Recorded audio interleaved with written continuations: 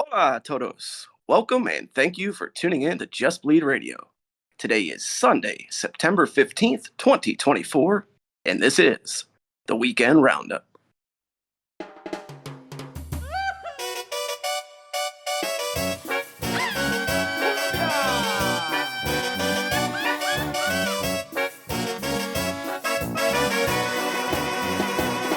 No se preocupen, Speedy González se los trae. Vaya, arriba, arriba. Yo, let me speak on this. Órale, arriba la raza. Yo sigo siendo Anvatos Locos forever. Yo, because everybody knows that JBR is body and riding. Oh, welcome to the best damn combat sports show on YouTube today. Welcome to the Weekend Roundup, episode 22. What a program we've got planned for y'all this afternoon. All of the usual shenanigans and much, much more. We're going to be breaking down the events of Noche UFC at the Sphere, including going over predictions from the preview show. And of course, no Weekend Roundup would be complete without our traditional card rating. So buckle up, folks. We got a good one ahead. You already know the drill, and you know what I'm going to say. Pound that like button like you pound a shot of mezcal. Leave us a comment about how you ate the worm. And if you haven't yet, hit the subscribe as well. Rumor has it new subscribers to the channel get to wear a JBR sash like a bandolero rocks a string of bullets. So much to say and so little time. With that out of the way, let me introduce this group of pendejos I surround myself with week after week. The count of casuals from the county of Yorkshire, who's growing my geography prowess week to week. He is the enforcer because he's got the firearms and that's no farce. Our very own Baron of Beans, put your hands together for Dangermouse. Hello, guys. I didn't understand any of Lazy's introduction there. Well, the English part, obviously, but Betty alla mierda. There you go. Fuck yeah. Let's go. All right. And how about the world-renowned Californian can crusher with an unquenchable thirst for cold, crispy tall boys of India Pale Ale? Pardon the toxic clouds of noxious chemicals and heed the warnings from the Surgeon General. Say hello to No Special. What's up, guys? Oh my god, I had a great time watching this card, and I hate that I have to do this, but it's God damn it, I hate the fact that I have to fucking do that, but it was fun. I had fun doing this fucking thing, and I'm ready for a great time today too. I'm with Lazy's cat on Chihuahuas. Oh, Christ. All right, well, speaking of cats, let's not forget the trio that turns this chaos into beautiful music. Two dirty dogs and one frisky feline, but they're all three fuzzy fellas. Mixing, mastering, and handling listener complaints. Give it up for Dave, Chaudhry, and Steven. Yeah. Yeah, myself, I am the resident pinche cabron around here, and I'll be your host today. I am Lazy. All right, boys. Now, usually, right about here, I would start mentioning some of the fights, and we would get into our review. However, seeing as the venue was the real star of the show this weekend, we're going to leave the results to sit and wait for a bit. Fellas, last night we journeyed through space and time. We delved deep into new worlds, we revisited old ones, and we caught a glimpse of the future. All that, and we never even left our couches or dropped any LSD that I know of. The first live sporting event emanating from the Sphere in Las Vegas, and we even had Easter eggs, but I didn't see a single fucking one. Many people have said that this is the most technologically advanced venue in the world, and now we've witnessed its capabilities, at least what we could see from our home TVs. So, mini movies, interactive storytelling, and environments. It surely was a sight to behold. We'll start with this, guys. After watching Noche UFC at the Sphere, what singular moment of the show stood out to you the most? Either one of you could take this. If you got a moment that just fucking popped to you, go ahead and mention it. Mouse, I'm gonna let you go first because I know you have a specific take. I wasn't expecting to go first on this one, but there we go. Yeah, no problems. Yeah, the venue itself looked amazing. It looked really good. I would imagine if you were there watching it, it was absolutely fantastic. But to me, watching from home, you know, this was a $20 million event apparently, which worked out at $2 million per fight, and it just wasn't good value for me.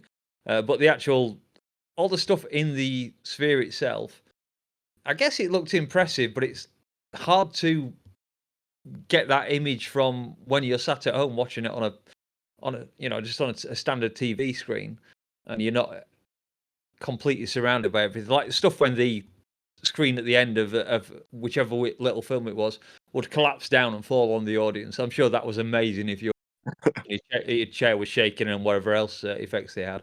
But from me at home, it looked good, but it didn't blow me away in that respect. The last film, that was the one that really annoyed me because that looked like a cutscene from a PlayStation game. That's what it reminded me of anyway. And I read through comments on Luke Thomas's video, and I'm not the only one who thought like that. That little girl flying up, it was like, what? I'm pretty sure I've seen this in like a Lara Croft game or something.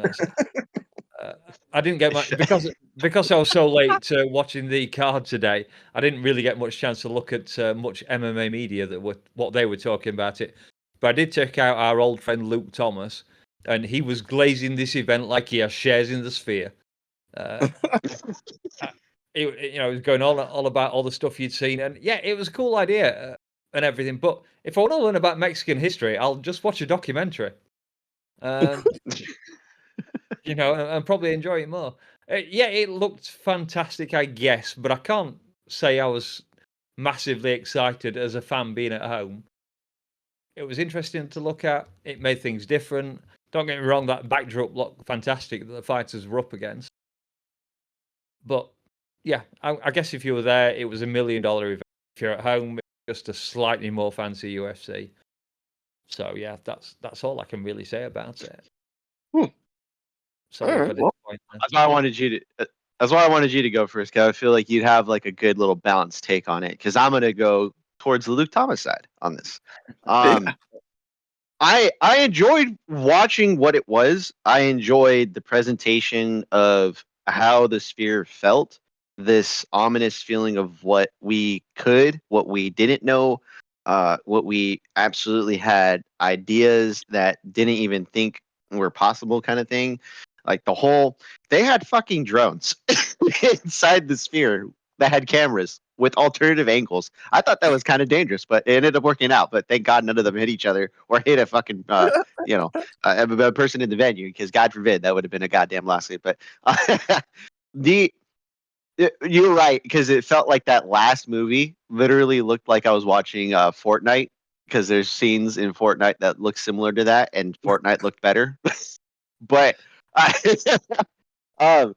look, here's the thing. I am not one to give the UFC credit when they do a lot of good stuff. I mean, look at 300, the way that they put the thing together as if they didn't know what they were trying to do, the way 303 ended up working out. I mean, look, when the UFC actually puts effort into shit, they do really well. And I think that's the thing that we saw with this. The presentation, the way everything kind of played out, the fights are the fights. There's nothing you can really do about the outcome of how the fights work out, especially with how scoring, officiating, cuts, injuries. There's a whole litany of things that itself is contained within the fights that could change the outcome. The Sphere is the Sphere. You have to get that right. And I thought they got it right. The only problem was somebody had thought about this and didn't think of how it could translate to the home viewer. Someone went to the Sphere, Dana, and like Luke Thomas, fell in love with the atmosphere of what it was. they forgot that there is an audience at home that watches the sport live, and they couldn't figure out how to do it appropriately. I thought it worked Yeah. from the movies, the background, everything that was in. You know what? To be honest, I love how the ring card girls are going out there looking all different. Megan O'Leary like changing 5 times. You know, the gold ones kind of threw me off. I'm not gonna lie, but I mean, I didn't hate it. The everything about what we watched, I thought was you felt like there was a love for presentation, and I think that's the thing that we've always criticized the UFC for, because everything is just kind of like the run of the mill. Let the fighters only wear certain things. Let the fighters only be shown at certain times. Walkouts are limited at points. Um, Very little individuality is accepted, and this was one of those things where the UFC actually attempted to do what Pride used to do: put on a fucking show. Yeah. And it almost worked the way I thought that they were trying to. The only problem was is that if you were live, it was completely different. It felt like probably a real experience, but for us watching at home, like Mel said, it just felt short. It fell short, and it's. I enjoyed it, but then again, I'm more optimistic about a lot of that kind of stuff to begin with. So Yeah. Let me interject here. If I can just, before you start off, Liz, I can just jump in on one thing.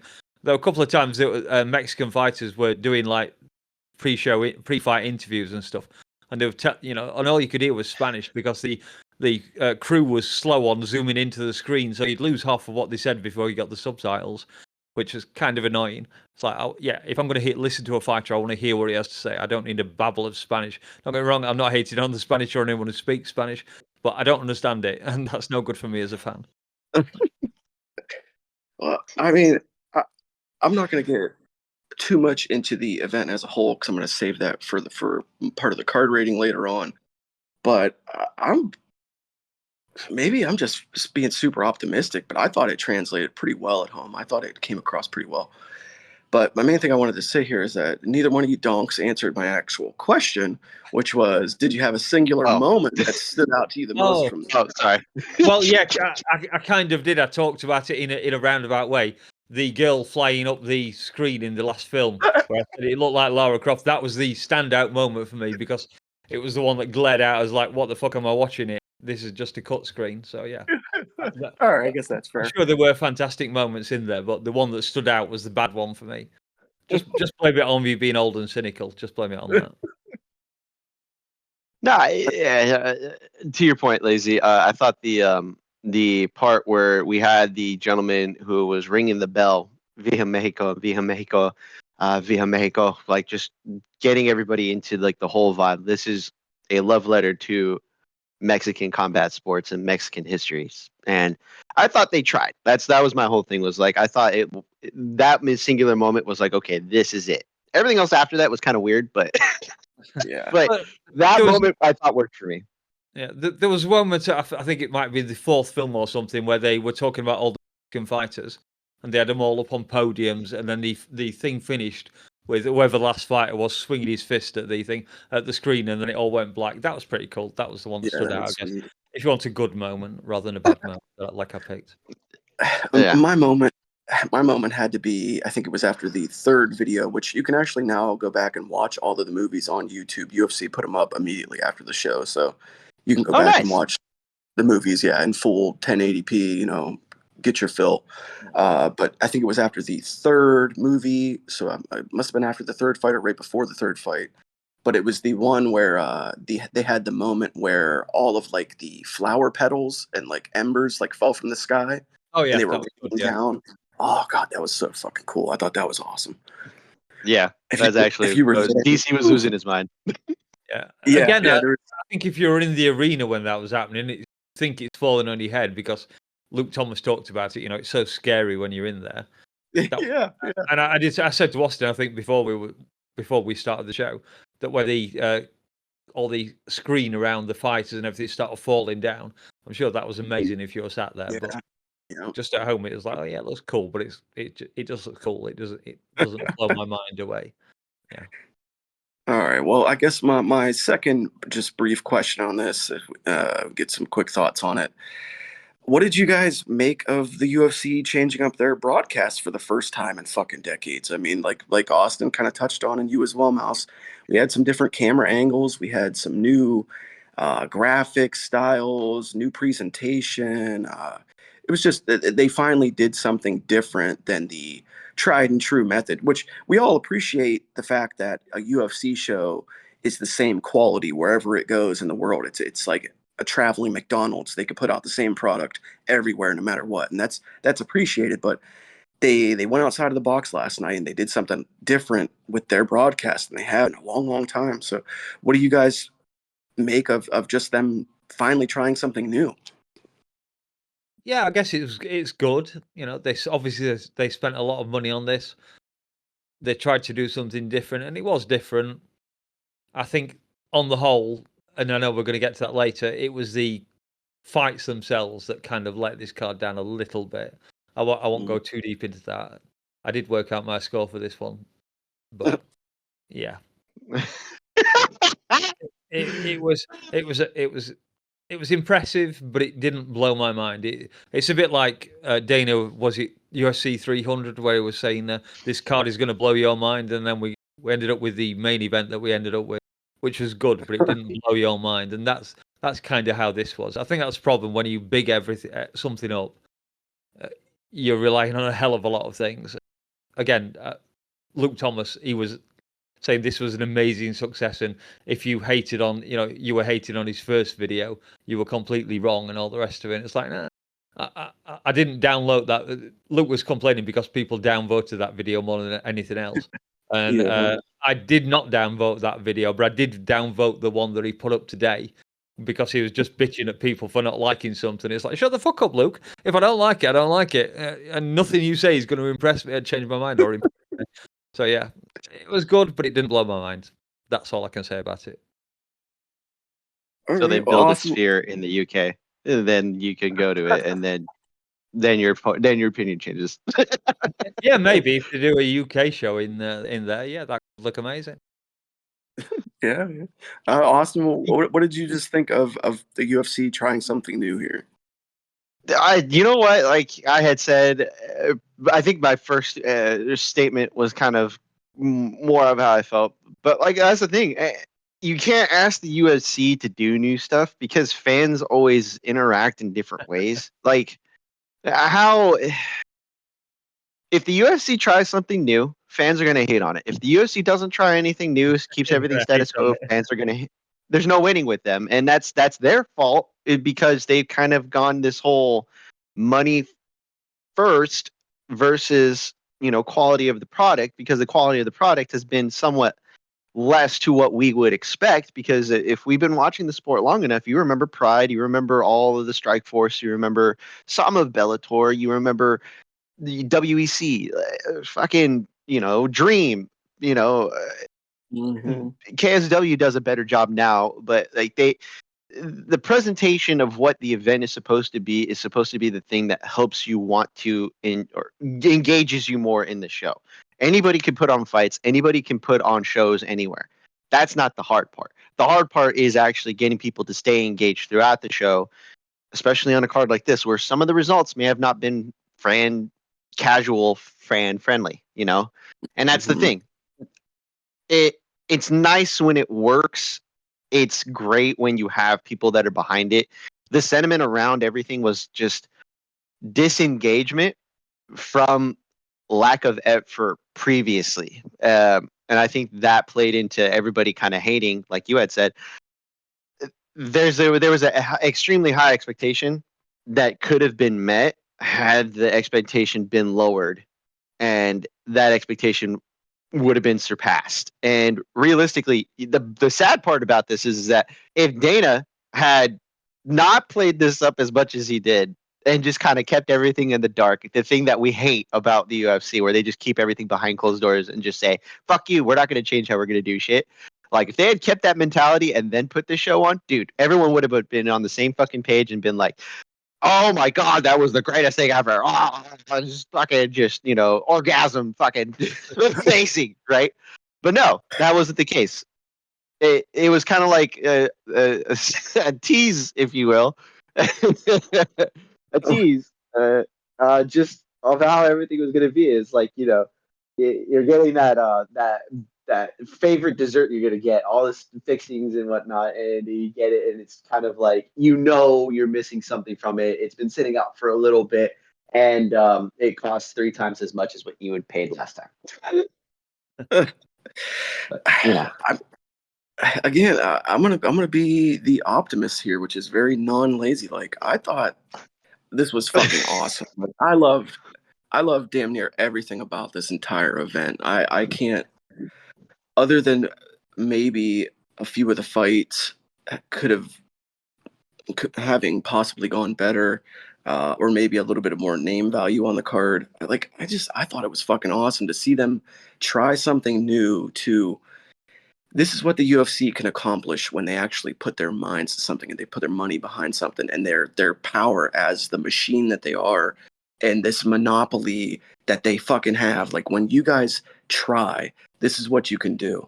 And you got to think too, like, this is their first attempt at this. This is their first, if it is a one-off, so be it, whatever.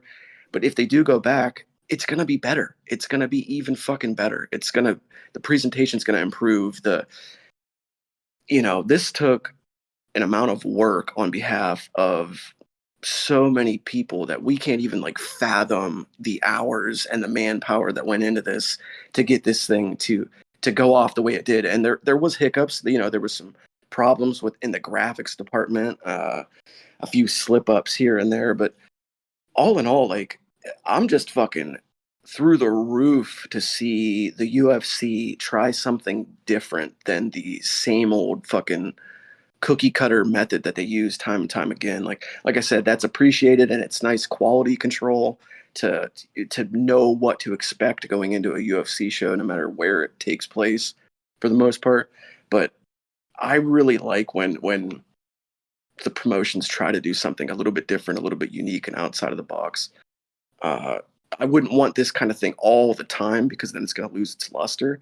But I would fucking love to see a couple of themed cards a year, like you guys, the fucking ring girls in the themed attire, the set and setting. It was just fucking awesome, dude. Like, we don't get many moments like this in this sport where you can say, like, man, I've never seen nothing like this.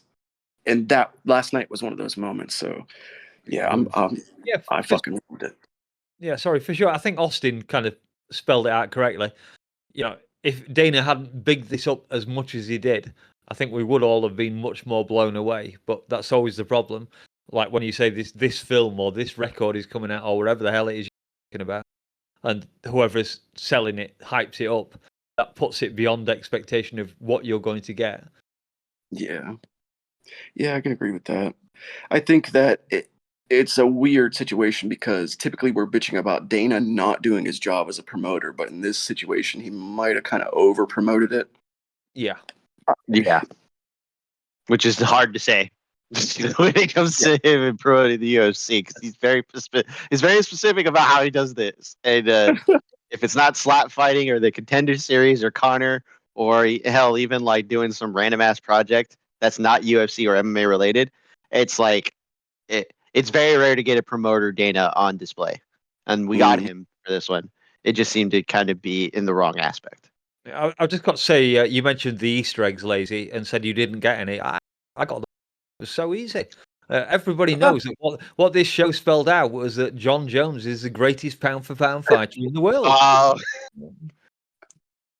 Yeah, we did get that announcement for that fight. Maybe we'll get into that a little bit later. All right. Well, I guess that just about does it for our review of the sphere itself and the event. Okay, well, we didn't just get to look at a cool building and some fun videos Saturday night. We also had some good old-fashioned fist fights. 2 titles were on the line in the co-main and main events, as well as some hot young prospects in the earlier bouts.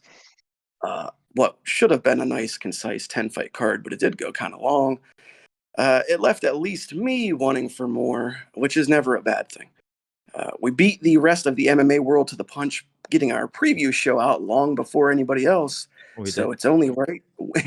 Though it's only right we go over all 5 fights from the main card, and then time permitting, like we mentioned in the pre-show, we can get into some of the preliminaries after, if we have time. So first up, my lazy brother from a Mexican mother, or thanks to Left Hook Larry, thanks to Larry, my illegitimate son. Yes. The Hanado to my Rodriguez. He took on the divisional punching bag, Ode Osborne. A perfect example of the young ready to eat the old. Lazy Boy was prepped for a primetime showcase, but the Jamaican had other plans, catching Rodriguez in the first and nearly ending Lazy Boy's night early. Showing off that fighting spirit, however, Rodriguez would battle back against a fatigued Osborne and pull out the decision victory after taking what I imagine was rounds 2 and 3. I didn't look at the cards, but that's how I had it. Still a young talent with lots of room for growth. Austin, you were pretty animated about this one last night, going as far as to say, that my son died twice.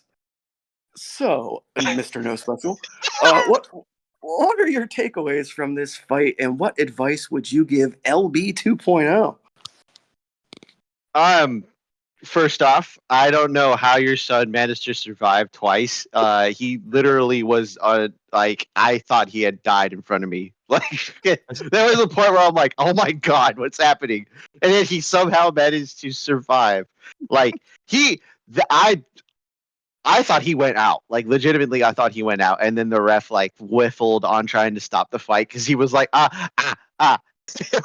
He wasn't sure how to go about doing this because he's like, fuck, I don't think that was supposed to happen. Then he manages to survive the goddamn triangle attempt from Osborne, of all people, throwing a goddamn triangle up, and he should have been dead because of that one. I don't know how he didn't die, but Apparently, he's so favorite submission is the triangle. Apparently, so.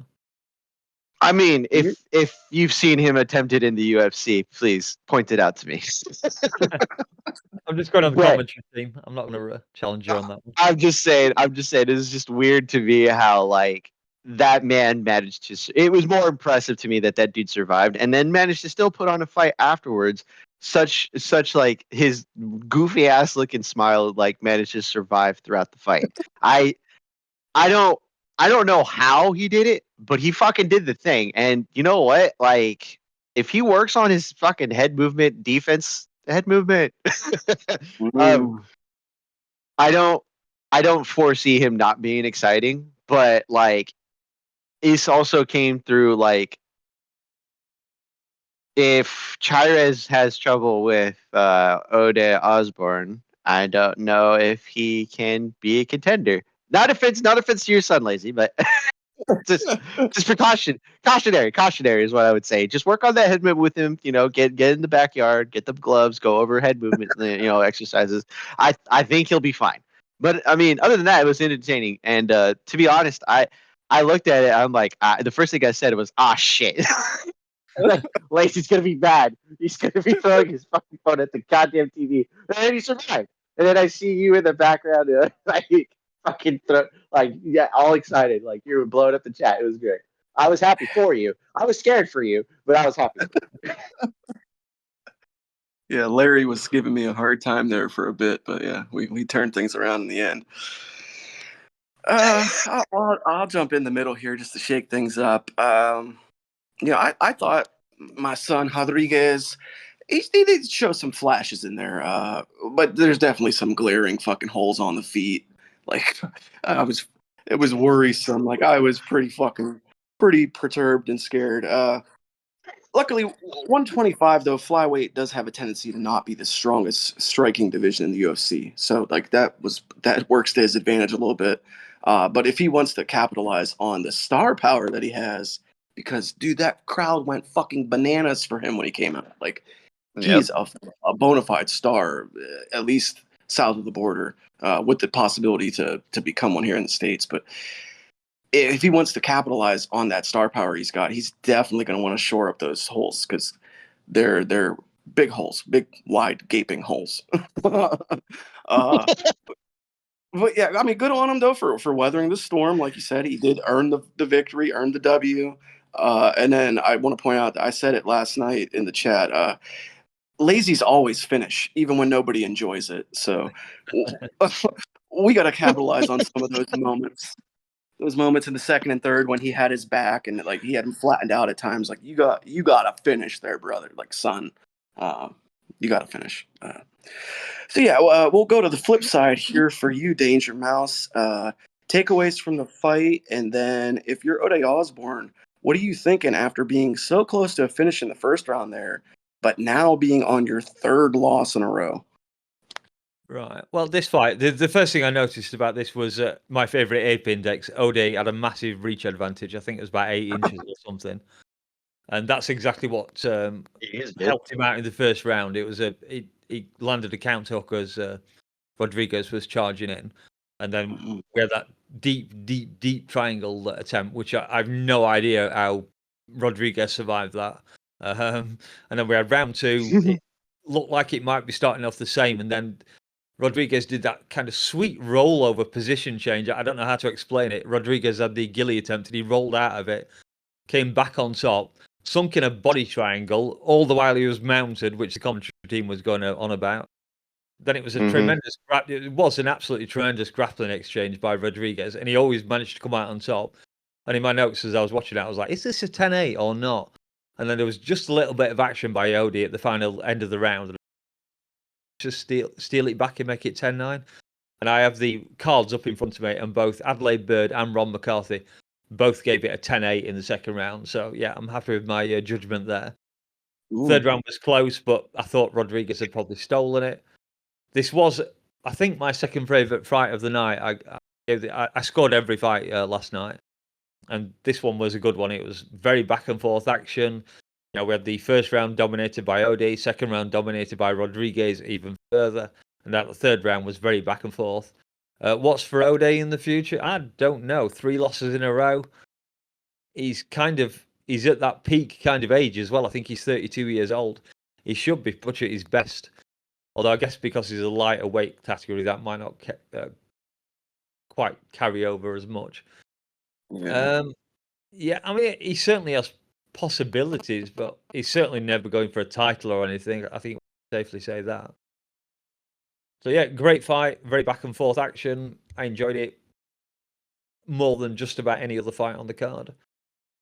Yeah, so I've tried to answer your question there, Lazy. I hope I've managed No, it. you did. You did.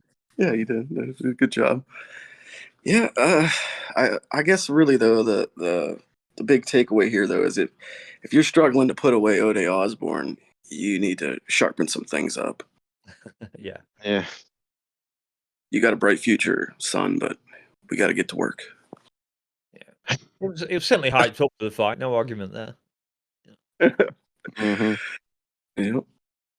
All right, let's move this along. Second fight. We saw the Golden Boy clash with the Gringo. And I don't mean Oscar De La Hoya versus Dana White.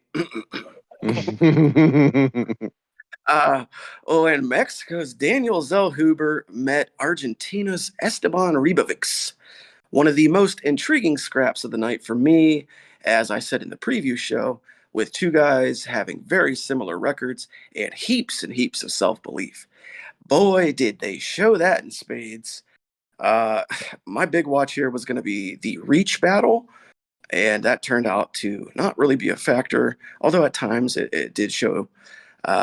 Ultimately, it just wasn't the deciding factor here, though, because, guys, we had ourselves one of the best fights of all time, a total fucking war, tit for tat, back and forth.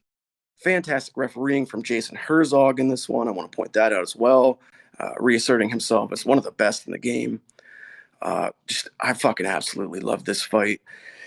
Danger, surely you enjoyed this one as much as the rest of us, so why don't you tell us your thoughts on the matchup? And then if you could, just maybe touch on what this kind of test could mean, in your opinion, for two young guys going forward. Yeah, as we've kind of said, this was a super close technical striking battle. It was absolutely amazing. I know Joe Rogan rated it as one of the best fights he's ever seen. I'm not sure I quite go that far, but it was an amazing fight. The striking stats when the numbers were flashing up, it was like 1 or 2 strikes difference for each fighter, whichever round they were in. I thought Nixon gave some great advice in his corner. He was saying, stop taking pictures when you're landing shots, because Zellhuber was staying around a bit too long after he'd landed something strongly. And then we had that second round, I think it was, where Zellhuber dropped Ribovic with an elbow, and then immediately afterwards jammed his thumb into his eye, which gave him a decent moment of rest. And I think Ribovic really capitalised on that because he came out, he stunned Zellhuber with I think it was a looping right hand, and then it looked like a finish was coming on. But as you already said, Lazy, Herzog let the fight continue, because I could easily have seen. I was like, oh my, he's going to stop it in a minute. He's going to stop it in a minute. Because Zellhuber wasn't throwing anything back, he was just covering up. But fortunately, the ref did allow it to keep going, and I think Zellhuber came back at the end of that round as well. Absolute battle between two warriors. There was no surprise that it was a split decision, and Ribovic did take it 2-1. I did put in my notes that this must be a fight of the night. I can't see any other fight on the card that matched up to this one. Didn't know that much about either of these fighters beforehand, to be honest. As you know, my low weight thing is not my top game by any means. Are either of these two guys ranked at the moment? I don't believe so. They are. Yeah, I would call them prospects at lightweight. Yeah, definitely. Which was that was a bit of the surprising thing. Not to cut you off coming into this, is it was surprising that they would match up two prospects like this so early in their careers. But yeah, great fight. I can see prospects for both of them in the future, despite Zellhuber losing. It was a super close fight. So yeah, I think they both have prospects in the future. I'd like to see both of them fight again. It's a shame Argentina won, but I won't go too much. Yeah, amazing fight. Like I said, I scored every fight, and this is the fight I scored highest all night. Amazing job.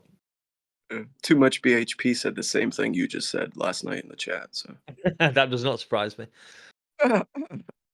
All right, Austin, these two were throwing down like a couple of complete madmen in there, and it was a beautiful display of striking and grit.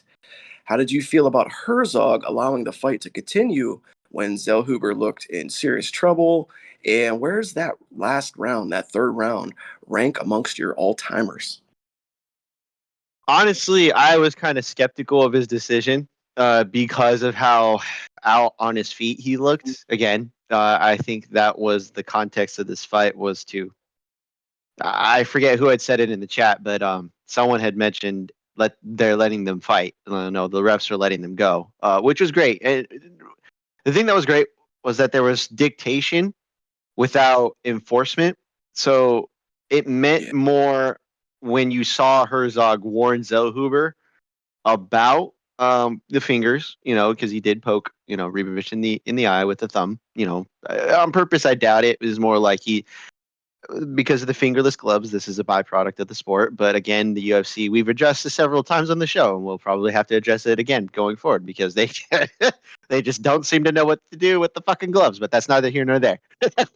Herzog is one of the best, man. Like, unlike Herb Dean, Herzog actually knows how to interject himself into the fight without completely fucking up the fight at all. Even when he's not interjecting himself, like, he'll still have a presence, and it's great because he knows how to fucking ref a fight. God forbid, he doesn't have a whole lot of fanfare, because you kind of look at him, he's like, he's just another guy that's in there. He does his thing. He doesn't have the big name like Herb, but actually knows how to fucking ref a fight. But that's neither here nor there. What was the second half of your question? I'm sorry. Just where does that third round, that crazy final round? Yes. No, you're good. You're good. Where does that round rank in your all-timer list? Man, it's got to be top 10 for sure. There's a lot.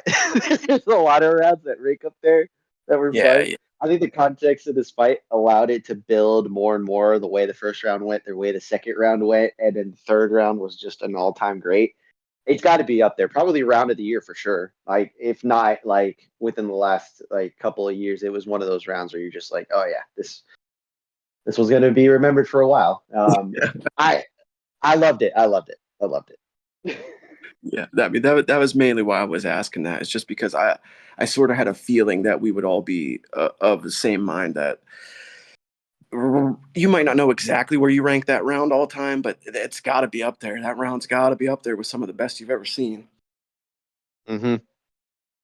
Yeah, I mean, for me, man, just I gotta say it again. What a fucking fight! Like you could use all the superlatives on this one.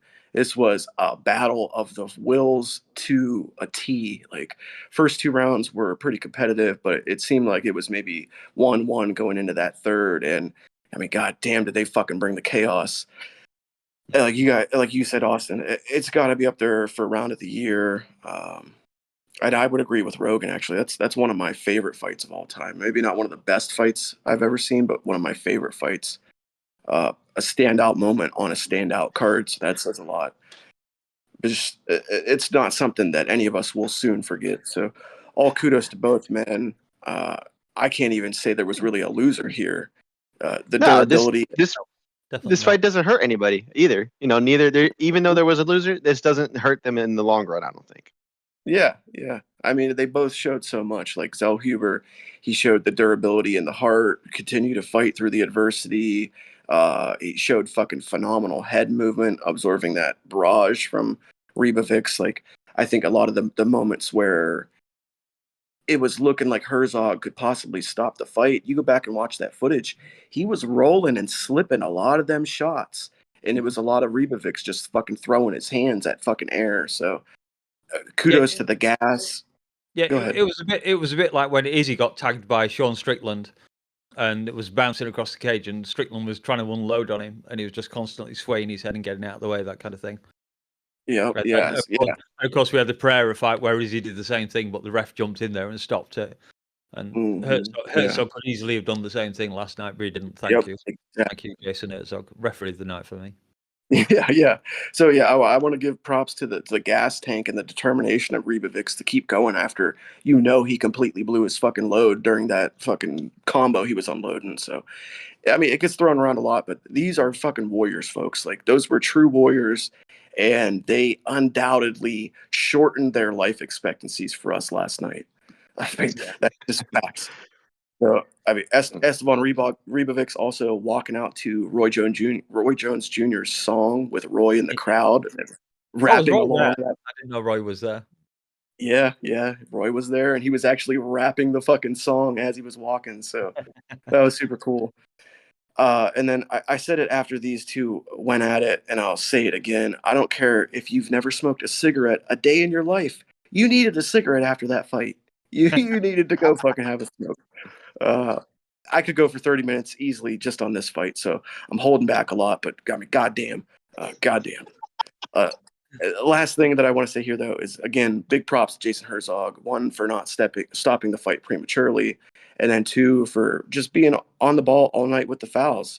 You guys pointed this out already. Like the moment when Zellhuber eye poked Rebovix and Herzog said, "Yeah, you did this. I told you not to do this." Like I was.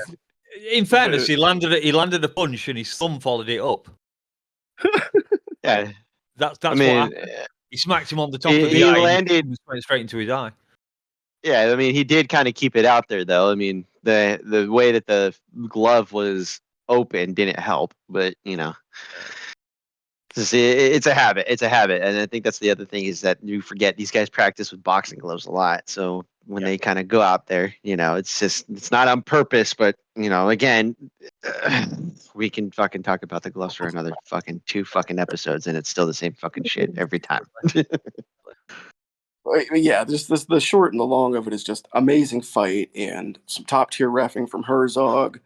I'm gonna Mhm. need part two of this fight next year from yesterday on Mexican Independence Day. Give me part two. So Yeah.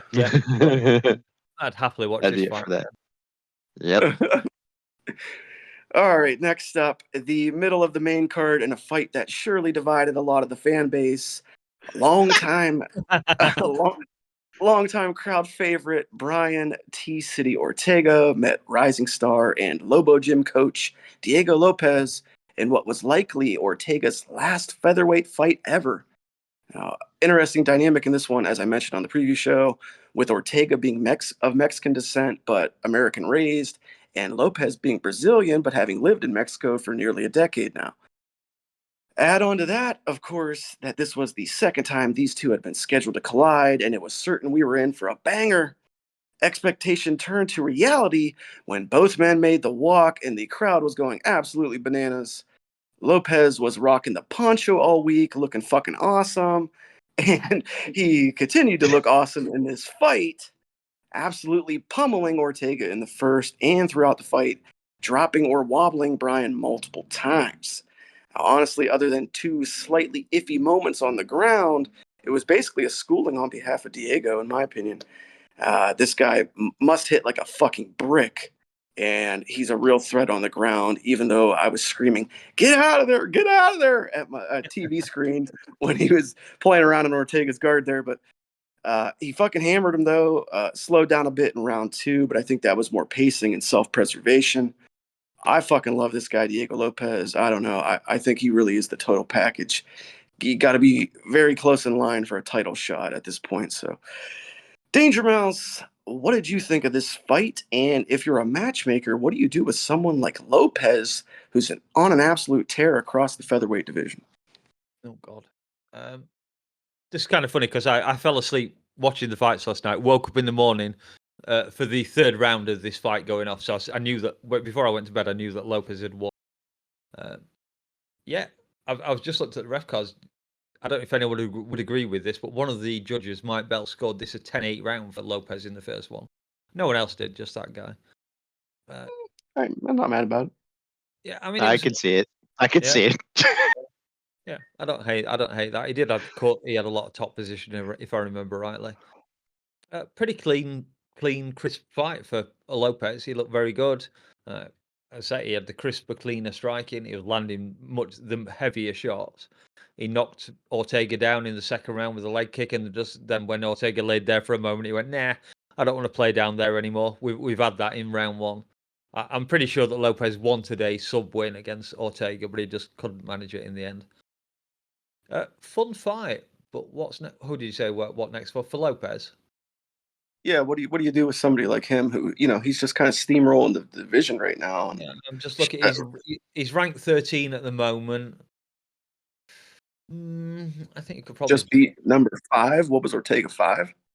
Ortega is no, rank 3. Ortega. Yeah, That's so, I mean, insane. Fucking no. Fuck that. He's no. Okay, before we get off tangent here, that's basically supposing it moves him up to the top 5. I believe that ranks Lopez now above Evloev. So Yep, yeah, it would anyway. Yeah, I mean, So- definitely someone in the top 10 for Lopez. I'm not sure he deserves a crack against Max Holloway or Volkanovski yet, but yeah, definitely a top 10 match. Let him consolidate his position wherever they put him. yeah, I'm not mad about that. I like that a little bit. Is that all you got there? Yeah, I think so. Yeah. Okay, well, part 2 of the equation, no special. You did the Jed Mashu tactic of insulating yourself from disappointment here by predicting did. Ortega would win, so you could be happy if you were right, if he pulled it out, or happy he lost if you got it incorrect. So, one here, what did you make of this scrap on a whole? And then 2, what does the UFC do with an aging fan favorite like Brian Ortega? All right. First part of the equation. God damn it. It's hard for me to give like an exact thing because I'm still kind of vibing off of how I did pull a Jed Mashu, and I feel happy about my decision.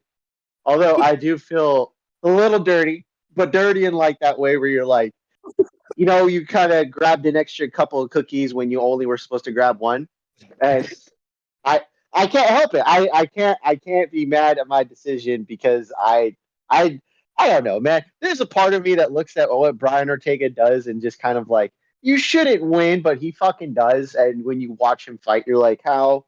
When we all talked about the fight with Max Holloway where he kind of grabs Brian's hands, puts him up against his face, and then shows him how to defend punches. He couldn't defend punches. Like, what are we doing here? Oh my god! I'm sorry. I went off on a tangent. Can you repeat the question? Because I'm still kind of like. Just, I mean, I was just, getting your thoughts on the fight, and then on the back end, I was going to say, what do you do with somebody like Ortega, who's now, he's losing to top guys. He's losing to guys breaking into the top. He's fighting at 145, but saying he's going to 155. Like, what do you do with Brian Ortega? so the first part of your question is the fight. It looked like Brian just never figured out how to play his game appropriately. Like he knows how to throw a punch. He doesn't have head movement. He doesn't have great footwork. He's constantly kind of like losing a fight until he wins. And then in this fight, it didn't matter. He finally found somebody who wasn't afraid of his ground game or incapable of fighting out of it. And that was the problem, was that you had somebody who was so confident on the feet, like Max Holloway was, or like how Yair was a little bit in their first fight, and possibly in the second fight. Even Alexander Volkanovski was confident and capable on the ground. The problem is that when Ortega doesn't have his plan A work, where he just basically he doesn't care if he wins or loses the stand up. He has as a submission game. He doesn't have a plan B, and that's the problem. He literally was just he had moments in that third round where he was actually catching Lopez, and more often than not, he was actually getting some clean exchanges. The problem was it was in the third round. What are we doing boxing in the third round when you clearly needed a finish and you were only literally getting chased half the time, and your exchanges were 1 and 2 punch combinations? That's it. Like, there wasn't anything added to his game. And the sad part is that Lopez started hot and then got a little cold towards the end of the fight. That gives me more context of Ortega's a little washed.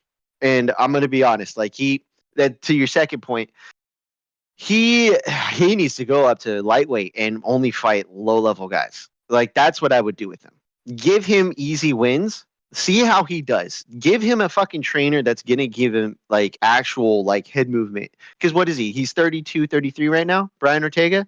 He's not young anymore, right? He's not a prospect. He's challenged for the title twice, and once was undeserving. I mean,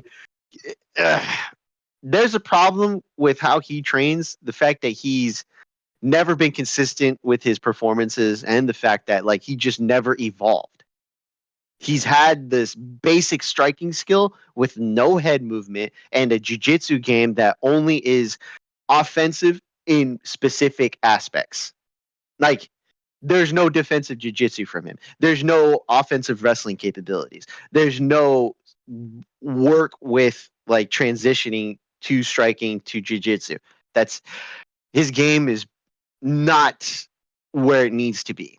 And he needs to go up to lightweight, or I would tell him to take a year off and then not come back to featherweight.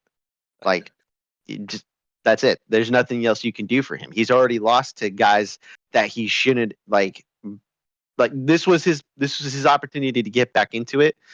I would tell him to go up to lightweight and forget about featherweight. That's it. Yeah. And then don't take any top 10 fights. Yeah, take a year off. Exactly. Take a year off, then retire. Yeah. There you go. I mean, he might as well just. I don't want to be too hard on the guy, but you might as well just call it a career now, man. He's the underlying issue with Ortega has always been the guy's injury prone too. On top of all of his problems he has in the fights themselves, like Austin just mentioned, he's injury prone in the fucking gym as well. So he has missed so much time in his career. He's 33 and Lopez is 29. Lopez has almost double the fights that Ortega has. I mean, the inactivity, it kills him, because what it really looks like to me is it looks like a guy who's not getting in there enough and who's not facing actual competition in a real fight, not in a gym, like and having that repetitive, you know, edge that they fighters get from competing regularly. So it's just he always looks like he's slow to get started because he's a bit rusty. He's aging. He's having problems with his fitness and his. I don't know, man. Like I don't know if moving up to 155 where you're dealing with monsters who are cutting down from 170, 175 pounds. They're shredded in there. They're fucking all top level wrestlers. Like it's gonna be a nightmare for him. Like he could face lower level competition at 155, but what the fuck's the point of that when you have the name value of a Brian Ortega? So he's in a tough spot, man. Tough spot. He needs wins, Daisy. He needs wins. You know, if you're gonna give him somebody, it's not like you can force him back in there with a top 10 fighter that you can be confident he can beat. You know. Yeah. Tough Yeah. times ahead for T City. It is what it is, guy. Yeah. Yeah. God damn it. All right, let's move this along. We said enough. Oh, main event time. The women's flyweight championship hung in the balance as two familiar-faced warriors once again entered the fray. The challenger and former champion, a surprisingly hydrated Valentina Shevchenko, towed the line against recent rival and the woman who was the current world title holder, AG1 Alexa Grasso. In my opinion, two ladies, both destined for the Hall of Fame, and the first women's trilogy fight in UFC history. Perhaps a fight that many had hoped would offer a bit more excitement or competitiveness, but this one was a rather one sided and tedious affair. Grasso proved to have not closed the holes in her wrestling game as Val effortlessly took her down at will. Despite looking somewhat dangerous off her back, Alexa appeared all too comfortable and accepting of being in a vulnerable position. Shevchenko dominated the greater majority of the fight with top pressure and control, avoiding several submission attempts and implementing her game plan. It didn't make for the most exciting fight, but the bullet cocked and reloaded her firearm, securing another championship strap and further building her legacy. For Grasso, who has now drawn even in the series, this seems like a slightly unfair setback because Dana did say afterwards that the fight, that this back and forth rather, is likely over, meaning Alexa will not be getting a fourth fight rubber match, not anytime soon. Good. Yeah. Okay. Right. Now, I'm going to skip you for that, Dangermouse. I'm going to go to Austin. Uh, all three of us were pretty firmly on the Grasses side here, but unfortunately, we didn't come out winners. With Val making these three fights look relatively easy in the wrestling realm, have we maybe overestimated Alexa's abilities or skill set on a whole? No special? I was pretty adamant in my pick because the fight, the context of which I picked the fight was Alexa Grasso showed up in their second fight not at her best and still arguably could have, arguably won the fight, despite what some of the people may have scored the fight. And the thing that I kind of took from that was some other people had said was that was the best Valentina could have been, and she still lost. Like that was it. Now the interesting part was that me and Dave had a back and forth between this fight, because I was more annoyed with how easy it was for Valentina to just do the double leg. This is what she did in the first fight. This is kind of a game plan that she somewhat strayed away from in the second fight. And in the third fight, she basically was like, you know what? I'm going to give you a little bit of a look on the feet. She was winning the striking exchanges on the feet fairly easily. Grasso kind of looked not shooken, but like she was annoyed at the fact that she couldn't figure out Valentina's timing. she was missing a lot, and she was just a half a step behind in the striking. And guess what? Valentina just decided, you know what? I'm going to use this opportunity to just wrestle her, and she did. She just completely out grappled her, and it was more the options that Valentina allowed Grasso were very limited because she had a very limited grappling top game, and that's the problem with this fight. Was despite Grasso being offensive from her back, at some point, someone in her goddamn corner should have fucking realized 6 months ago when they were shooting the goddamn Ultimate Fighter that, hey, this would have been a great time to work on some fucking wrestling defense. But no, I'm just kind of like looking at this like a disappointed dad. Like, you knew what you had to do to keep yourself on the goddamn feet, and it's still you did. There is a point when you look at this fight when you're looking at her getting taken down repeatedly, and you're thinking to yourself, did you not practice takedown defense enough? Because she definitely had a game when she was getting taken down to immediately look for submissions, look for roll through, grappling exchanges. She was fishing for stuff. She was confident off her back. But that's not what you need to do against someone who's got the capabilities of Valentina. She's extremely well-rounded. This is not the fight you need to have with her. And it fucking didn't change. She kept doing the same thing to her. And the corner just kept telling her the same thing. What are we doing here? You had momentum. You had the ability to set up a game plan to defend takedowns. And you didn't do it. I don't know. Maybe I'm just more harsh on Grasso's side because Valentina showed up. There's no, she did the things she needed to do. Was it exciting? No. Was it perfect? Not really. But it was the right game plan. She knew what Grasso's hole was the minute she got the first takedown, and she exploited it. That's what high level fighters do. You find the opportunity to score and you take it. Doesn't matter how you get there. You take advantage of it. I can't blame Valentina for that. She showed up. This was her fight to reestablish her legacy, and she did it. Good for her. Do I like the person?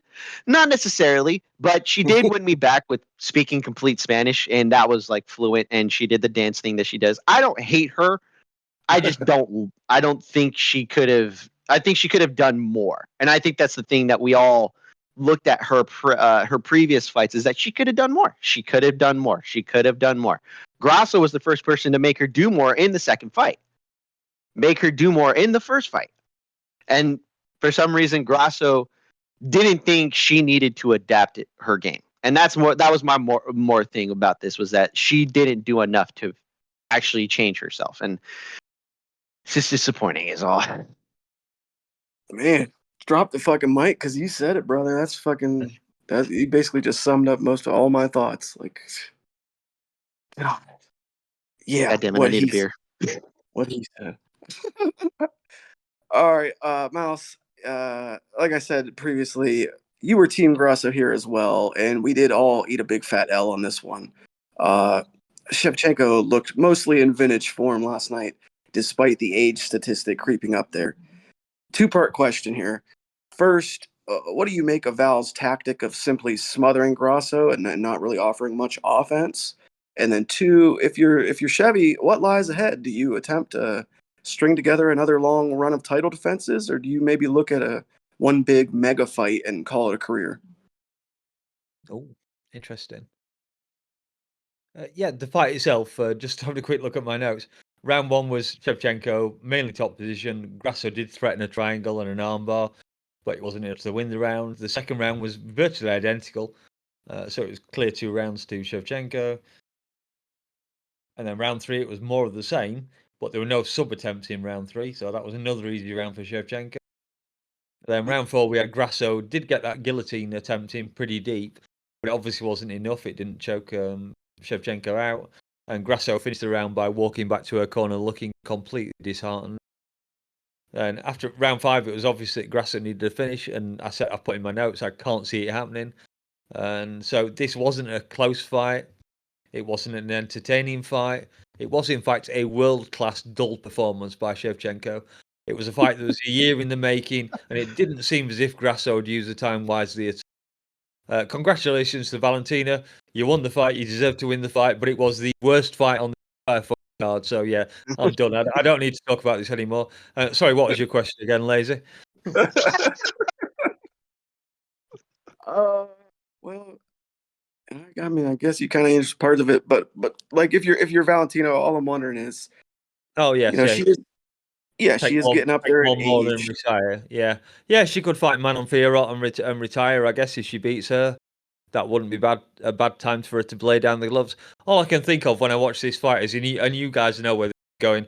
I just think what Dakota Dicheva would do to these people, and I think she'd Ah, I think she would smash Grasso's head off in no time at all. And I don't think Valentina would beat her either. Yeah, Valentina's probably the best in the UFC at the moment. She certainly is when she just go. All Valentina did was prove that in the last 10 years we haven't learned from the fact that you can win a fight by just laying on top of the fighter and praying, and the judges will score it for you. So yeah, like I said, worst fight on the card for me. Yeah, Valentino. Yeah, maybe take one more then retire. Um, Yeah, I mean, as for Grasso, I don't know where she's going to go. She's obviously going to have to work her way back. mhm. mhm. One or two, and then I think she's there. But a little pushback on that wrestling. Uh, when you limit your opponent's offense to one or two strikes per round, and then their only option is to throw up failed submission attempts, the grappling is what dominates that fight. So when you take away the offense and they don't have a whole lot of defensive options to offer up, the grappling is what wins that fight. To be fair to Shevchenko, she was kind of winning the striking battle in places as well. She was landing the better I don't know counters. why she decided to just only do that, but then that's another tangent for another day. Because I feel like she could have done that. She could have done that and honestly looked better. But I think she went for the safe option. I think she, Yeah. to what you had said, I think she's looking for a door, an easier exit from the sport. She looked for the non-dangerous situation, and she took it. I mean, I don't know. That's how I would look at it. Yeah. Okay. The reason I was asking what does Val do next? Like, does she go for another long string of title defenses like she did previously, or does she just take one big super fight of some sort and then call it a career? It's just because she is getting up there in age, like we've pointed out several times. She's accomplished so fucking much in the sport.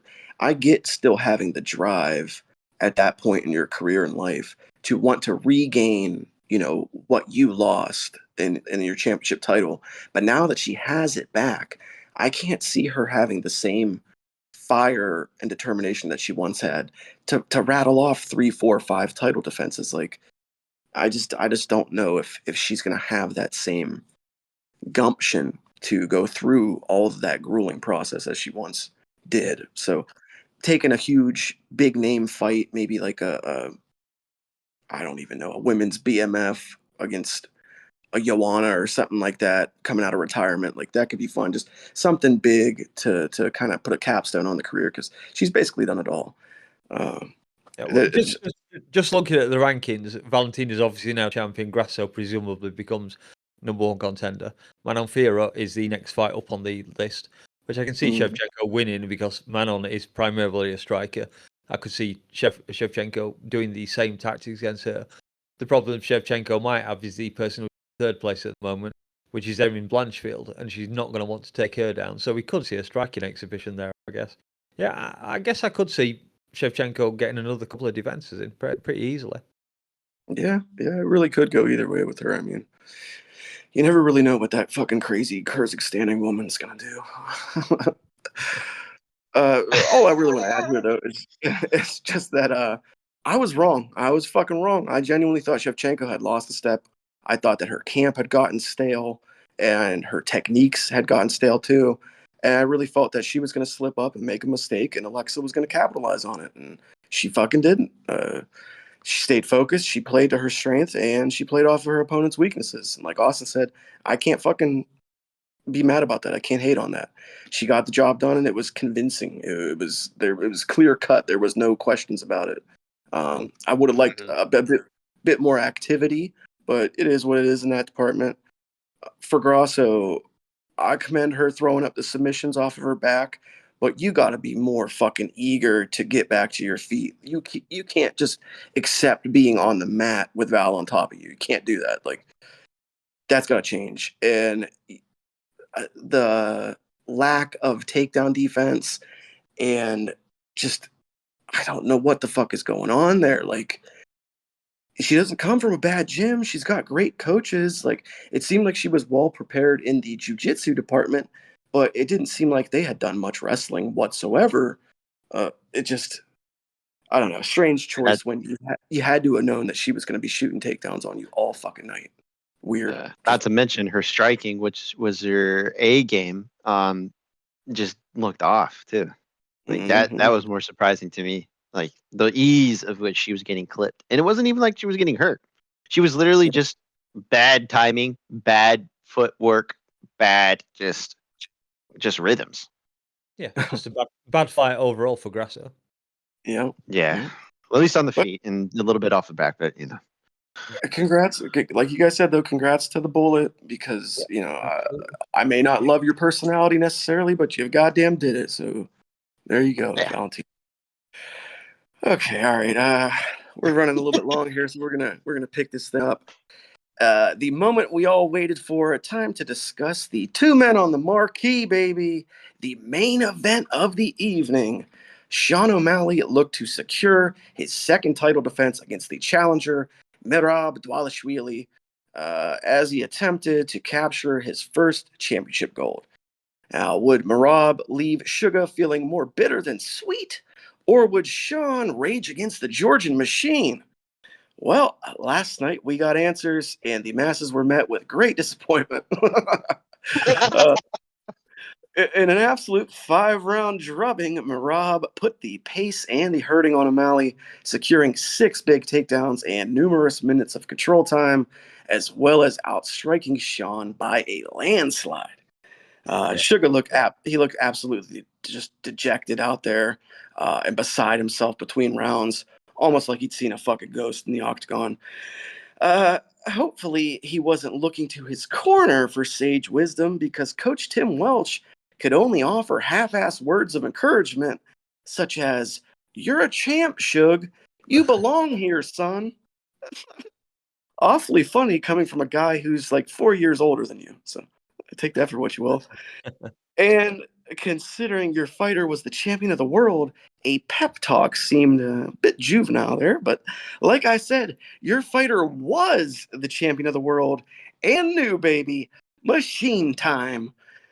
I enjoyed this fight, and there were definitely some interesting moments throughout. Interesting to say the least. So let's get everybody's take on this. Dangermouse, the only man who rode with Sugar here. We will let you have the first crack. How did this bout play out in relation to your expectations? And what was your big takeaway when all this was said and done? Yeah. So I did pick Sean. I was chatting with Austin before we started the show, and I said I don't know why I picked O'Malley because I think my head was on Merab all the while. But the thing was with O'Malley, he'd done that to Aljo, and I could see maybe he might do the same to Merab. And of course, Merab proved that he's leagues above Aljamain at this weight class at any rate. Maybe Aljo did cut too much weight to fight Sean. Fun fight in weird ways. We had that in round one. There was a pause. I don't exactly know what happened, and then Herb Dean started shouting at Merab saying, you can't be shouting at the opponent's coach." I was like, what the hell's going off? And then Herb Dean actually gave a warning to Sean's Kona for excessive coaching, which just cracked me up. I was like, what the hell is going off here? I did wonder if Sean might have edged the first round, but apparently he didn't. I did look at the scorecards for it. This fight did come out closer than I expected it to. Again, we had the weird event in round 2 with Merab kissing Sean on the back and Herb giving him warning. And then Merab just stepped back as if to say, yeah, okay, whatever. And Sean jumped up and did actually land a decent crack on him. That would have been kind of funny if he'd have knocked him out there. And then third round, I did notice Sean was trying to work the body, obviously trying to cut that gas tank of Merab's. But he was having success with it, but it was only marginal, I guess. I did wonder if Sean might have stolen the third. And looking at these scorecards, two of the judges did give it to Sean. So I obviously wasn't too far out there. Can be happy myself with that one. And the thing that cracked me up was after round 3 with, I know Lazy Ray Longo just saying to Marab, "You felt his power. Just walk straight through this mofo." I'll stop there. So yeah, and again, it was more body attacks by Sean in the 4th round. But Marab at the end of the 4th was as fresh as a daisy, whereas O'Malley looked wilted. He looked as if it was like, I'm tired. I don't know what to do against this guy. He just will not stop coming at me, which he must have known before the fight started. And then again, me and Austin were talking about it. In round 5, Sean actually found a weapon that seemed to work. He stuck his toes in Marab's solar plexus, and you could see that really, really hurt. The problem was it was four rounds too late. And again, another one with Herb Dean. I think it was 3rd and 4th rounds, 3rd, 4th, maybe 5th round. Herb Dean constantly shouting at Marab, "Work, work!" And it's like, what the fuck do you think he's doing? You know, he's hanging on to him. He's landing a few shots he can. He's trying to get a takedown, and you're shouting, "Work, work!" Have you not seen a Marab fight before? This is how the guy fights. And then the other thing I took from it, I did, as I said to Austin, I was late catching up with all the fights because I didn't see them last night. But I did manage to catch MMA on point, saying that they were talking about Sean O'Malley. Trying to find it on my notes there. Yeah, they were saying Sean's a superstar. He carried UFC 299, and he didn't. It was a packed card. That's what carried it. It wasn't O'Malley. He, as much as the UFC wanted to make him a star, and he claims it with his walkout tune, it was hype, and Marab just proved it was hype. And now Marab's saying that he wants to fight Figgy next, which I guess could be a fun fight. Saying that Umar hasn't deserved a crack at the title yet. Is he dodging Umar? I don't know. And again, we had Dana not impressed by Sean's performance, saying he looked flat. Yeah, it was kind of the fight I half expected it to be. I did regret picking Sean, but I stood with my legally binding decision on this one. So yeah, great performance by Merab. I did post in the Discord that if Marab won, I'd be fairly happy. I don't really like O'Malley very much, so yeah, well done, Marab. And sorry, Lazy, I've rambled there. And what was your question again? Well, first I want to say that what the fuck I had a fucking good point. God damn it, I lost it. Oh, son of a bitch. Oh, anyway, It'll come back. It'll come back. Yeah, it'll come back. Question just was, first off, how the bout, played out in relation to your expectations, which I feel like you kind of answered that. But what was your biggest takeaway when all this was said and done? Would you say it was just that O'Malley was maybe a bit overhyped? Yeah, I've always said he's been slightly overhyped. As I just said, there was all the credit for him in bringing that huge crowd in for UFC 299 when it was in fact a loaded card. And all the TikTokers that love Sean O'Malley do not buy pay-per-views. Yeah. It was an attempt to make him a superstar, but he's clearly proved he's not that superstar anymore. Yeah, I agree. I feel like that's a good take there. Okay, Austin, you were with me and the rest of the smart people here, and you had Marab winning. Fuck you again. I got to give you props though. You stuck with it, legally binding. It's kudos. So, hey, if I had to stick with Brian Ortega, it was worth it. Exactly. All right. Well, now that the dust has settled, is it possible that Dvalishvili is the best the bantamweight division has ever seen, as far as someone able? Now, this is the caveat. Has ever seen as far as someone able to force their style on everyone they face. Now, give us your thoughts. At bantamweight, yeah. Give us your thoughts on the fight, and then if you could touch on whether or not you feel Marab is the most imposing 135er in UFC history. Okay, I'll give a quick synopsis. Longo now has 4 fucking champions that he has created from his home gym. They started there, their careers there, and they kept going until they got to the UFC. and they all brought home gold at some point. That'd be Matt Serra, Chris Weidman, Aljamain Sterling, and now Merab Dvalishvili. Fucking punch a hole through his fucking chest, walk through the motherfucker, fucking Ray Longo. Let's go.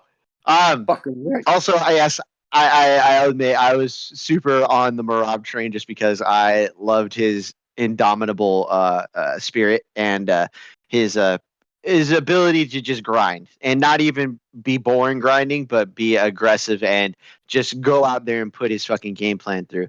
What I had said to Mouse before this fight, before the show, if you had watched a fight that occurred in London between one Bilal. Yeah, Remember the name Muhammad. Just a quick 2 seconds there, Austin. I just want to dead wrong you because that fight did not take place in London. It took place in Manchester. Oh, get the fuck out of here! It's down the street. Okay. We just want to be accurate here. We don't want Das Rico getting in and Did I telling not tell you? Did I not tell you to watch that fight beforehand?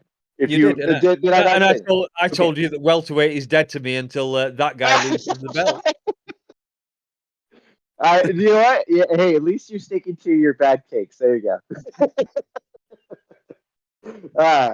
If you had watched that fight between Leon and Bilal, and you looked at that fight, honestly, you looked at the same fight.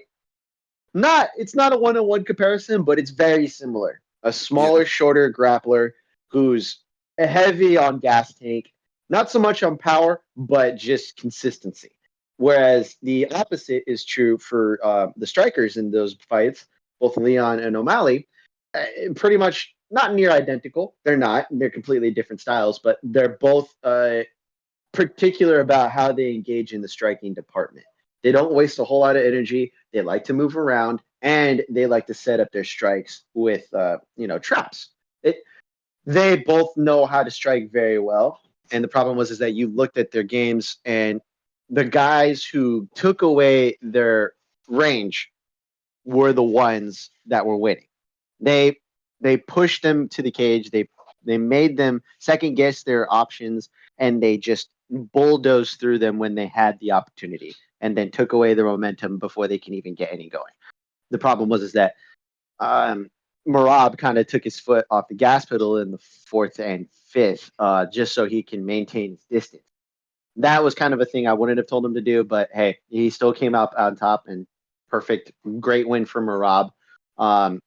If I was to put a disclaimer on Merab being the guy who forced his game plan or his style on anybody like nobody's ever seen, at 135, I think the only one I could have said would have been Dominic Cruz.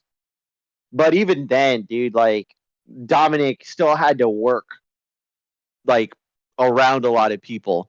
Dominic Cruz was the only one I could say at 135 that probably did a little bit better with the competition that he had. But he still kind of does that same game with low level guys. It doesn't work the same with the higher level guys as it used to. So that also comes with age. But that'd be the only other caveat. But Merab is pretty much a different force altogether. Like I don't think there's anybody that's ever been as aggressive with the grappling aspect as Merab, and just consistency. That's hard to do that, especially when you wrestle. Like you're burning your gas tank at both ends, and he still manages to do it. Although I think we found his weakness, though. That was the thing with those body shots. Yeah. Oh, I was going to say something about the reffing, but I'll let Mal speak real quick.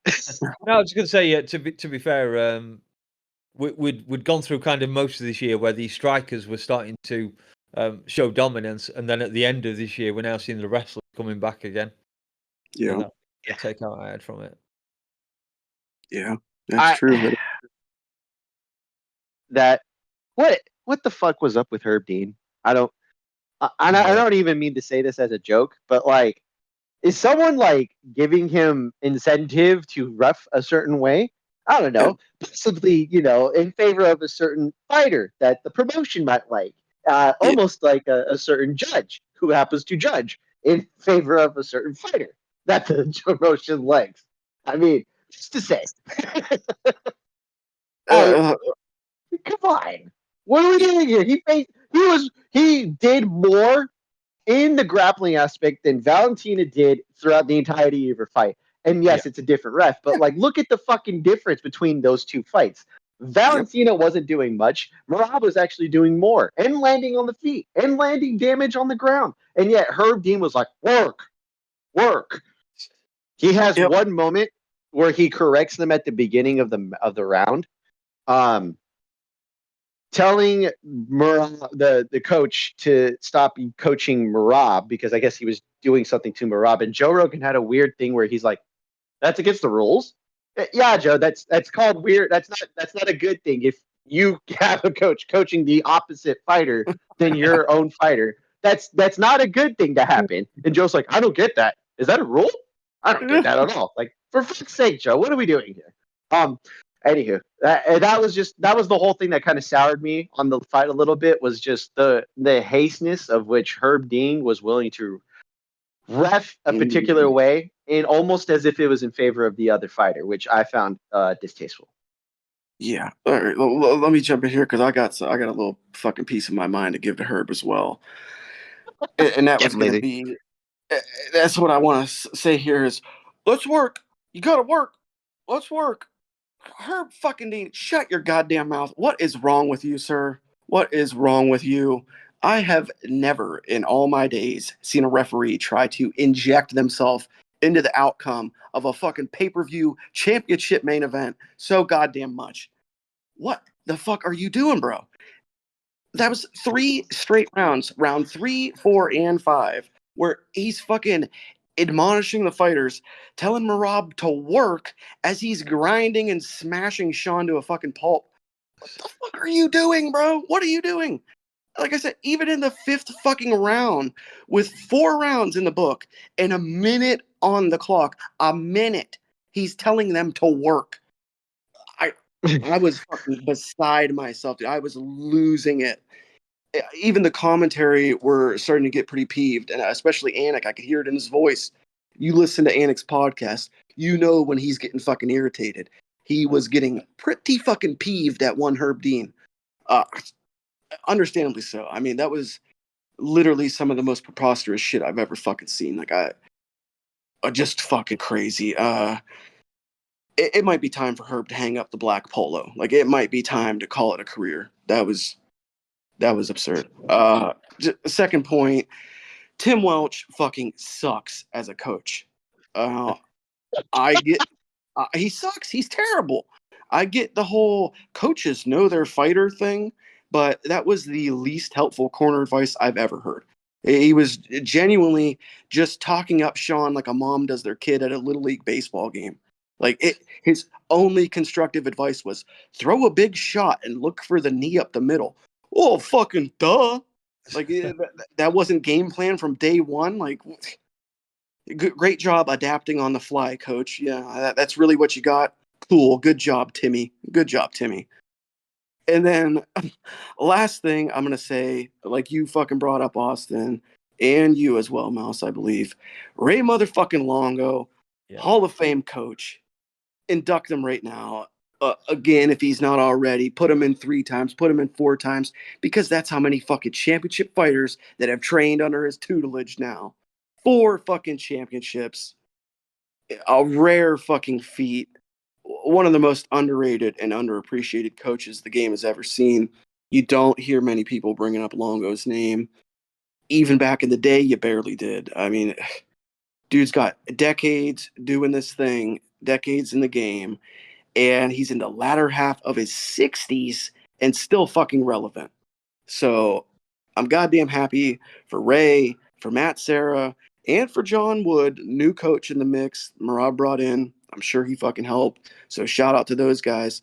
It just the whole rest of Marab's coaches and team. Fucking phenomenal work. And then also, Dwalishvili now just 1 takedown shy of breaking George St. Pierre's career takedown record. Well, that's gone then. Yeah. Yeah. fucking just, I loved it. I loved it. I'm so happy for the guy.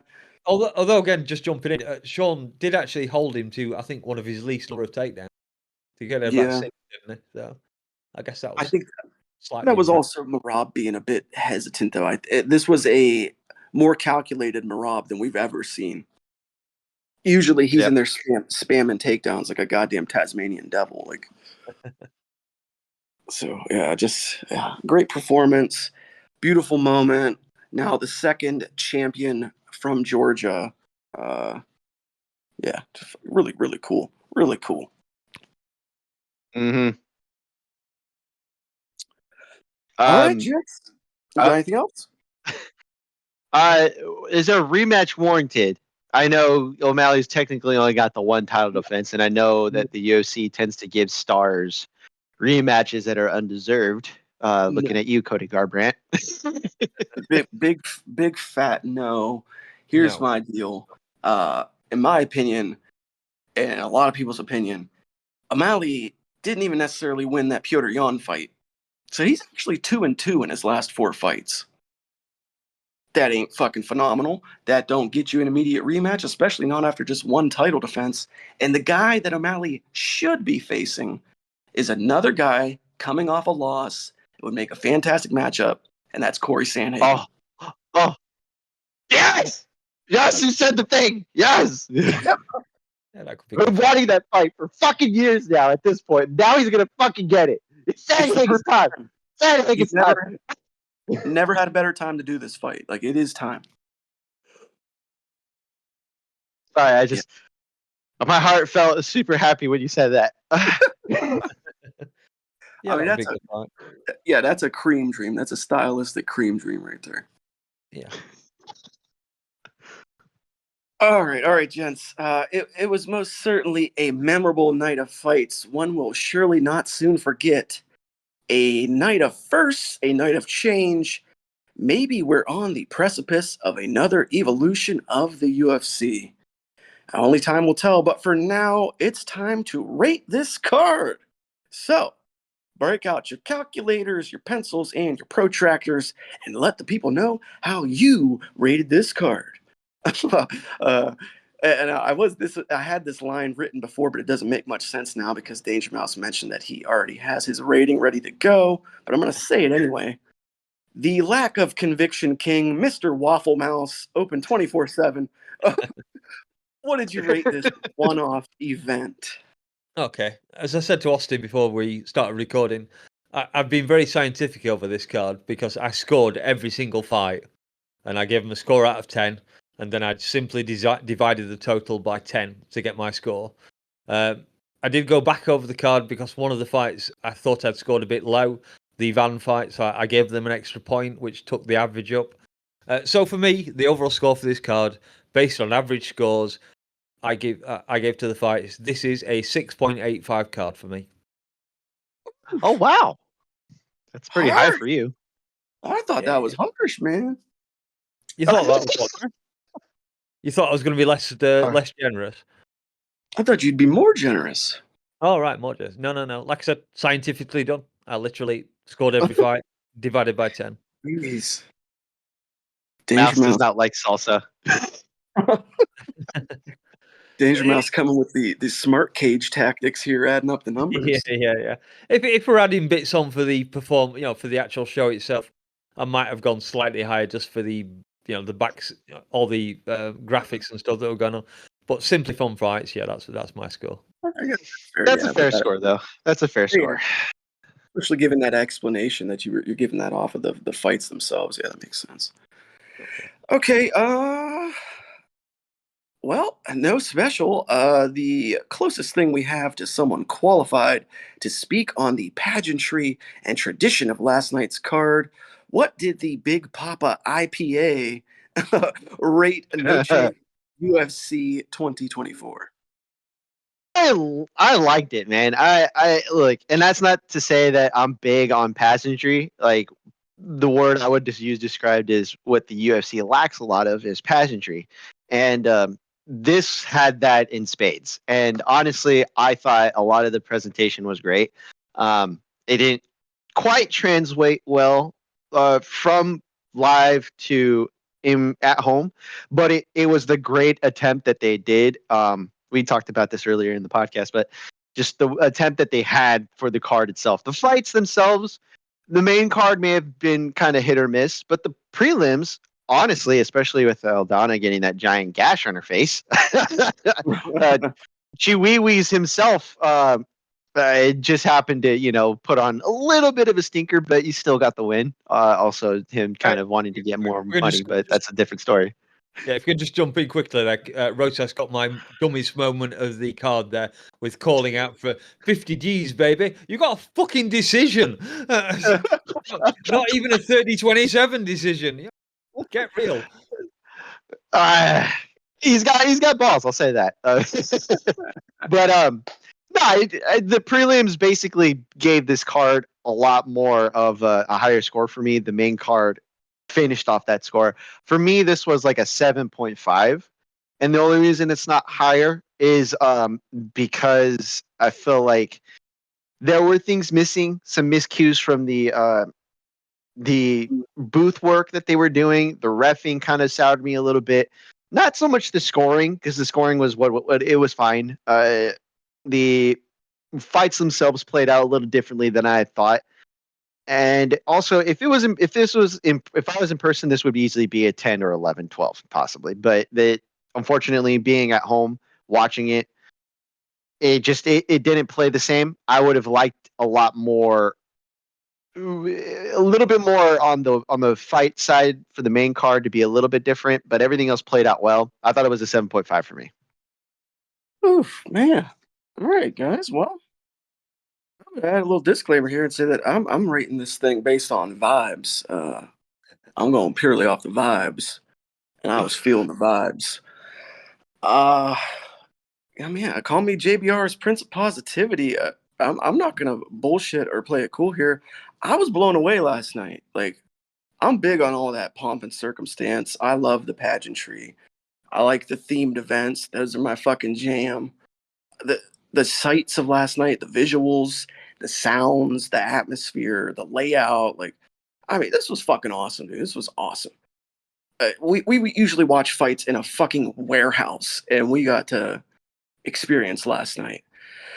Could it have translated better on TV? Sure, I guess, everything always could, but this was the first time they'd ever tried anything like this, like I said before, and I was absolutely in love with this shit. Like, this is an event that I'll go back and I'll watch this numerous times. Like, this is the kind of show you don't forget. And I've been at this MMA fandom thing a long time, long time, and you don't get many moments like we got last night. I'm gonna give this thing a 9.5. I'm giving it a Oh my God. 9.5. Yeah.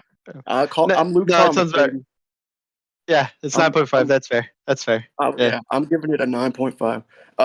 If there had been a couple of finishes on the main card and maybe a bit more of name recognition on the whole for like the casual fans, I might be closer to a 10. Like, I fucking loved it. So I really hope that this opens Pandora's box going forward for the UFC, and they can really flex their creative muscle some. So yeah, I loved it, man. 3 finishes out of 10. I don't know. I don't know how you give that. I'm not even thinking of the fights when I rate it. I'm thinking of just just the performance. Yep, the atmosphere and their willingness to do something different. Like, I've grown so sick of seeing the same exact presentation week to week. This was just Lazy. Before we close, my take on how they go back to this for the Apex is that hopefully they make it like a local arena at Apex where we get like maybe 200, 300 people in there, and it's actually a small, like, not an echo chamber, but a small like fightville of effect where there's actually like a decent amount of people in there, and then you hold. Instead of it being just like a traditional card, you extend the Dana White's Contender Series to like once every other month, and you hold those cards there, and you actually build those cards up. That's what I would say. If we go back to the Apex, and then you put a UFC fight, caliber fight on the Contender Series, and that's the only thing that actually stays in there. That's the only thing that stays in there. Everything else is on the road now. Yeah, I'm down for that. I think that would be good. I definitely would like to see some added seats, and I'd even go a little bit further. Drop some fucking cash, Dana, and put up some sort of like a projection screen in there. Like cover one wall with a projection screen and give us a backdrop instead of doing your typical usual, hanging uh, screens from a scaffolding. Like do something cool and creative. Like you got the money, spend it, brother. Spend it. All right. Well, we do need to finish up here, but no roundup or night out with me is complete without a major case of the munchies. So let's crack open the Frigidaire once again for another installment of Lazy's Leftovers Noche Edition. All right, starting with one championship and Mikey Musumeci. For those that don't know, last week, one made their return to the U.S. Pretty sure it was last week. And part of that card was meant to be a championship BJJ match between one of the Ruotola twins and Darth Rigatoni. We won't get into too many details here, but after a last-minute request from the promotion to drop approximately 30 pounds the day before the matchup, Mikey would be forced to withdraw and the bout canceled. That's not the worst news, though, as one would also strip him of his championship gold, and he would then learn that he tore his fucking lung during a breathing exercise amidst the extreme attempted weight cut. Fuck you, one championship. They did. They did give him his black belt Chachi chicken tongue on the broadcast. So someone was actually getting, recognition, just not for the right things. Jesus criminy, man. God. Okay, next leftover, Ariel Helwani and crew premiered their new channel program network over this weekend. I don't know what the fuck you call it, but it's active and it's a thing now. We briefly brought it up a few weeks back, and while not ecstatic, I think we all were in agreement that it was a good thing to happen. I didn't catch all of it, but from the moments I did see, it was a pretty fun launch. Good to see familiar faces finding work in a dying medium. Happy for Helwani and all those affiliated and wishing them well in their new endeavor. Primarily Chuck Mindenhall and Shaheen Al-Shadi. It was awesome to have those Yeah. guys back in the mix. Ben Folks is there too. Yeah. It's almost like they're trying to make the athletic and MMA fighting 2.0 over there. I just hope that they are understanding of the landscape right now. Yahoo is their owner. I not owner, but the powers that be for them. They are not known for having tons of traffic. So I mean, this brings them money and a decent career, great. But you got to remember that this is a subscriber built sport. So money talks. Yeah. Yeah. If I can just interject, great show. Never seen it. Yeah, Oh, let's Chuck also put out that negative review on the Sphere. It'll be interesting to see how it plays out. Yahoo isn't the biggest name anymore, but it's a calculated risk, I guess. We'll see how it pans out. And last leftover of the week takes us down to Florida for this weekend's BKFC show.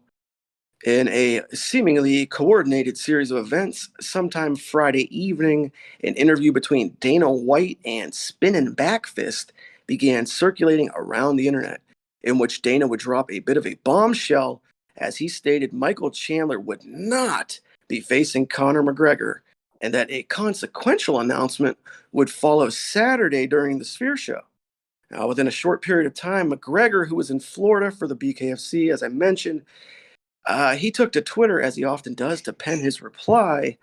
No more than, let's say, 30 minutes later, White himself took to social media to jump the gun on what he said in the Spinnin' Backfist interview and actually announced Michael Chandler would be facing Charlie Olives in a rematch of their 2021 bout at Madison Square Garden this year in November. This news left an even greater cloud of uncertainty around Conor's future in the UFC and what is to become of the 2 fights remaining on his contract. After the bare knuckle show, McGregor would take to the post-fight press conference and state that he would like the UFC to grant him some sort of cross-promotional deal with BKFC to fight out his remaining obligations. Connor even went so far as to say he had reached out to our boy Turkey to help him out because he is, quote, out of the loop with the UFC. Another series of interesting events and a string of wild occurrences for Connor and Chandler, two men who do nothing if they don't provide MMA media with ample talking points. Oh my god. Real quick on that one. Fuck Michael Chandler. Secondly, cocaine is a hell of a drug. Yeah. Connor must be stuffed if he's needed to go to Turkey for a fight. We don't want to make our benefactor mad. We love Turkey. Okay. Oh, wait. What's this last thing here? I seem to have something scribbled down somewhere in the margin here. Kind of hard to make it out. What's that say?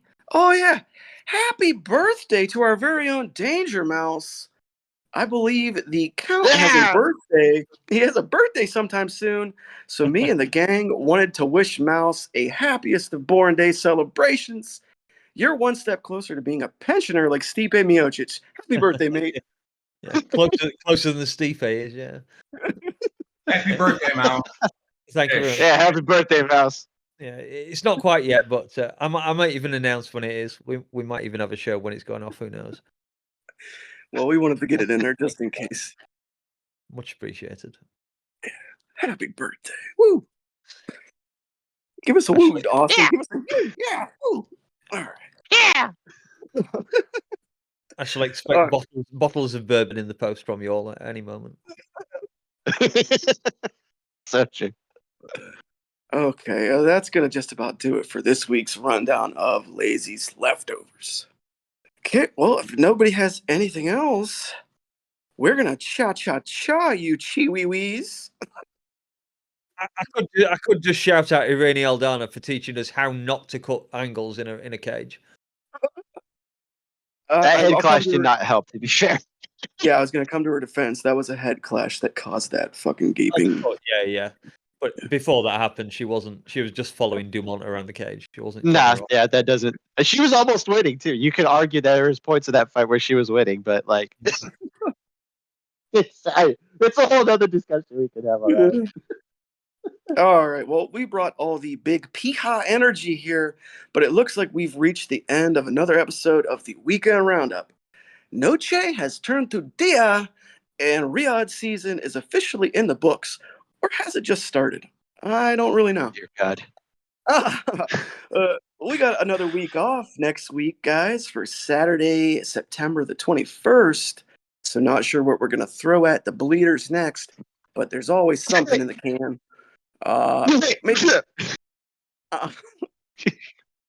Maybe we give live streaming another go and come to all you guys direct for some kind of feature. Who knows? Only time will tell.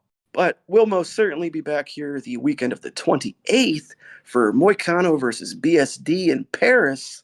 So stick with the JBR boys and keep your dial locked. Until next time, for Danger, No Special, Super Dave, Chatri, and Steven, I'm Lazybed, and this has been the Weekend Roundup. Órale, órale, arriba, arriba,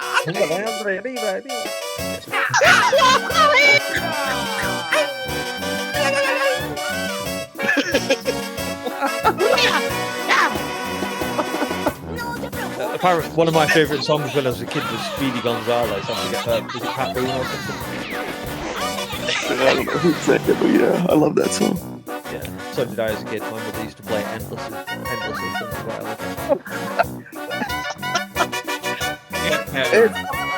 Fuck you, Craig, you're a pendejo bitch. I just want to say, vete a la mierda, Craig. Fuck you, Vete Craig. a la mierda.